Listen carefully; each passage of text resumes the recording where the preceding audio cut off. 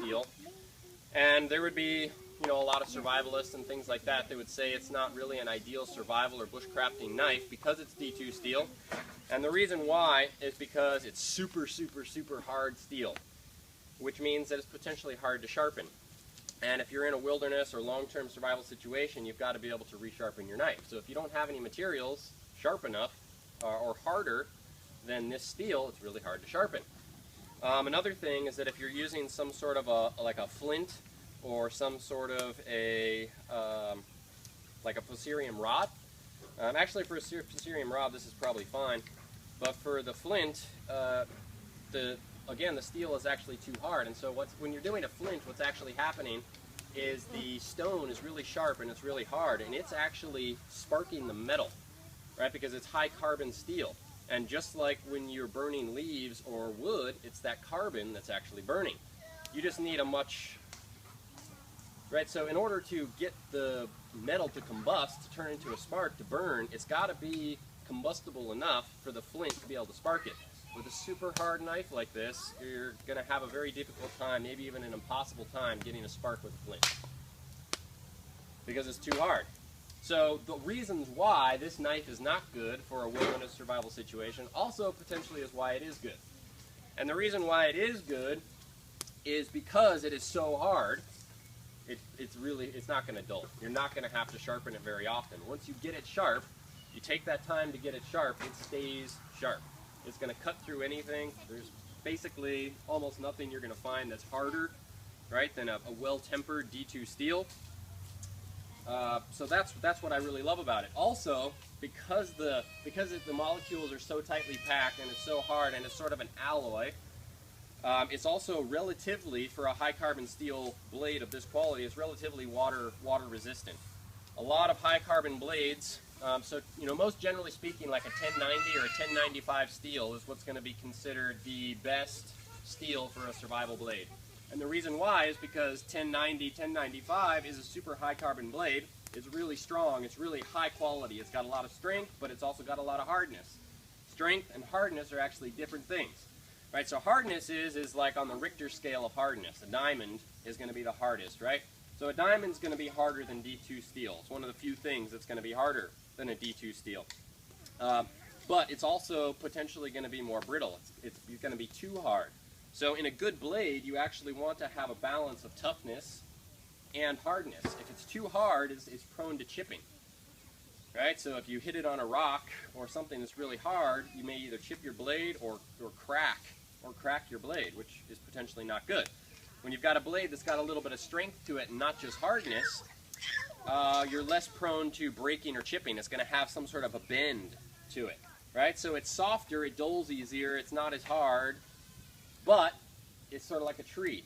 Right? A tree is perfect because it's really hard, but it's also flexible. It also has flex. Right? It's got toughness, it's got strength.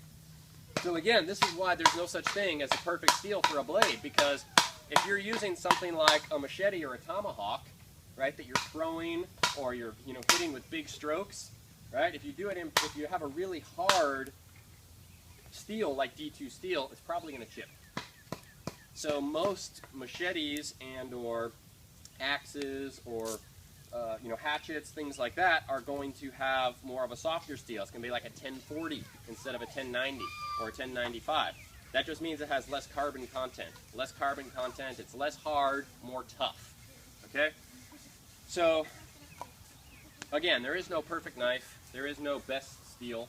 But I really love the D2 steel, especially for an everyday carry knife with the way I live, because I have access to really high quality sharpening stones, diamond stones, things of that nature where I can sharpen this relatively easily.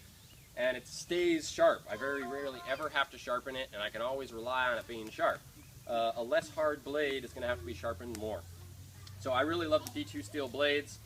I'm a big fan of them for many reasons. The stainless steel aspect, it's not stainless steel.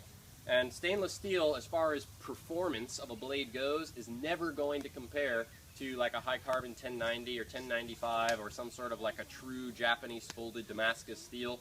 Right? It's never gonna compare.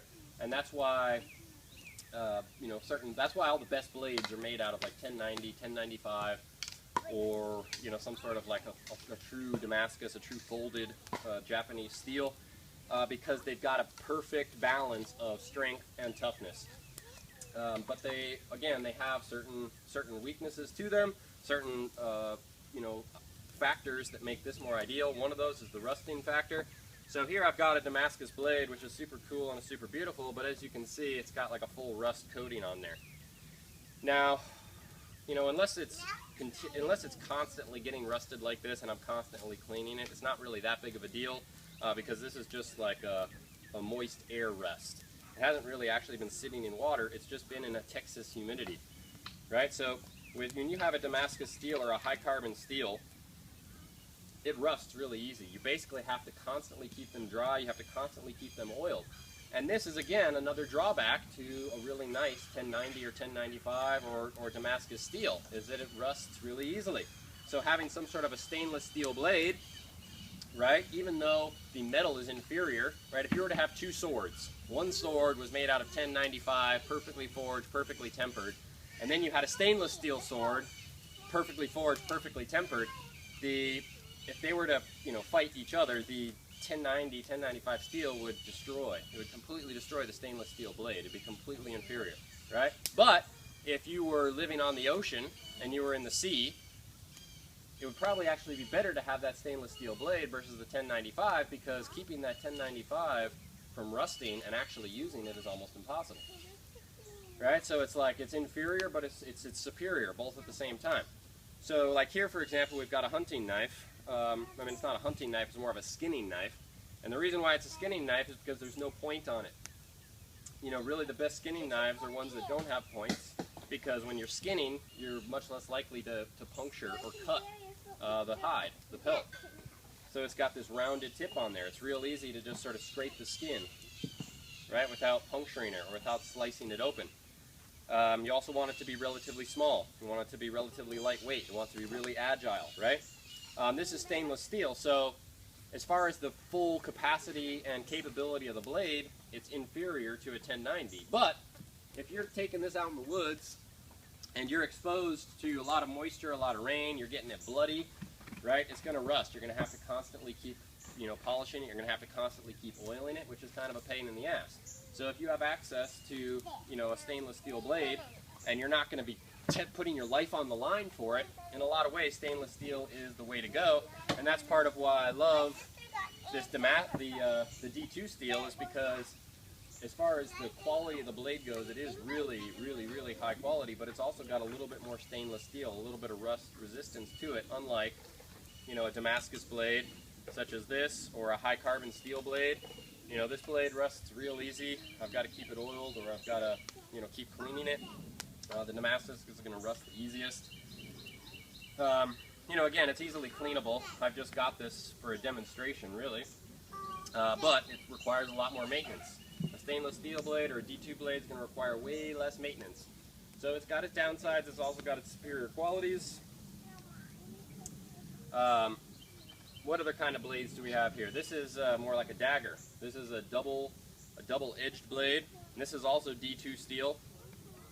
In my mind, D2 steel is one of my favorite steels, and it's also a really good steel for a double-edged dagger, because really what you want out of this dagger, this isn't like necessarily an everyday all-day use practical carry knife. One, it's illegal. Most places have daggers, double-sided blades are illegal. You're going to have, again, mafia with guns show up and literally threaten your life. So it's not very practical if you live in civilization. Number two, it's a little bit more dangerous, right? It's double-sided, so you're more likely to cut yourself. You can't put your thumb on the edge of the blade. See, like this, I can put my thumb here, and it gives me all sorts of whittling and power-cutting abilities. This, you can't do that. You've got, you're holding it like this, so when you've got the pressure here, it's weak in the hand. You can't put your thumb on there. So it's really not as practical. This really is more of like an assassin blade. This is more like a fighting blade. This is something that is sharp on both sides. It's always sharp. The really beneficial everyday practicality of a double-edged blade is that you have two sides. So say one of the sides you can be using throughout the day, you can keep using, but the other side you never use. That way it's always razor sharp. And if you ever actually need the razor sharp blade, it's there. That side is razor sharp. With a knife like this, even though it's D2 steel, once you've used it for a while, it's going to be less sharp than razor sharp. Having a razor sharp edge requires a mass amount of maintenance. If you look at the old school barbers, right, that have those razors and they're literally shaving people's skin, pulling off all of that, they say the closest shave is one of those real razor shaves, and that's because it's so sharp, right? They're sharpening it every single time. Every single time they go to shave somebody, they're resharpening that knife and they're stropping it, right? They're getting a razor's edge on there. In fact, really, to get a razor's edge, you need more than a stone. You have to use a strop, a leather strop. And it gets the edge super, super fine. All a sharp edge is a super fine molecular structure. So if you look at the edge of a blade under a microscope, the sharper it is, the smoother that edge will be. The duller it is, the rougher it'll look. You can't tell when you look at it with your eye, it looks super smooth. But when you look at it under a microscope, it's real jagged if it's dull, and it's real smooth if it's sharp. It's just a finer, thinner, smoother edge. So anyways, it's really hard to have a razor's edge. So with a double-edged blade like this, you can actually use it, right? And the side that you use won't really very often be razor sharp, but it'll still be sharp enough, especially if it's D2 steel, because it stays sharp for a really long time. But then you have the other edge, which is always razor sharp. And if you ever need that razor sharp edge, you've got the razor sharp edge without having to, go and sharpen it to be able to use it. So that's really epic. It also looks really cool, feels good in the hand. I really love this knife. It's one of my favorites. A lot of people also really love this knife.